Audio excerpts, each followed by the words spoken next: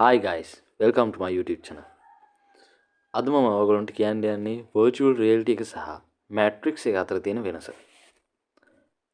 අපි ගොඩක් වෙලාවට virtual reality කියන්නේ කම්පියුටරයක් කරහා විශේෂ උපකරණ භාවිතා කරලා අපේ මනසට සහ ඇස් වලට අලුත් ලෝකයක් පෙන්වන තාක්ෂණය.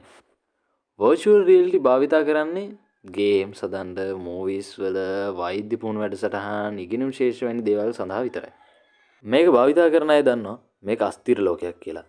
මේකේ හෙඩ්සෙට් එක අයින් කරපු ගාම අපිට ආපහු වෙන්න පුළුවන් අපි ඉන්න ඇත්ත ලෝකයටම. හැබැයි මැට්‍රික්ස් එක කියන්නේ සම්පූර්ණයෙන් වෙනස් කතාවක්.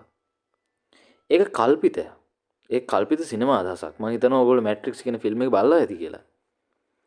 මැට්‍රික්ස් එක තුල මිනිස්සු නොවුන්ට නොදෙනී යන්ත්‍ර මගින් සම්පූර්ණ සිමියුලේෂන් ලෝකයක තමයි ඉන්නේ.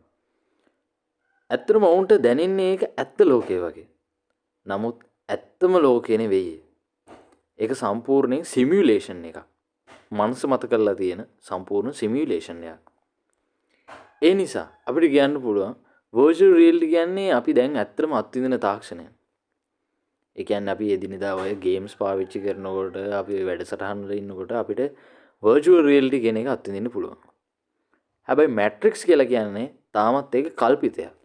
අපි ඊළඟ එපිසෝඩ් එකකින් matrix එක ගැන මීට වඩා දීර්ඝ ලෙස අපි කතා කරමු. ඒ වගේම ඔයාලගේ තියෙන අදහස් පහල කමෙන්ට් සෙක්ෂන් එකේ කමෙන්ට් එකක් විදිහට දාන්න අමතක කරන්න එපා. ඒ වගේම මේක ඔයාලගේ යාළුවන්ට එක්ක ෂෙයා කරන්නත් අමතක කරන්න එපා.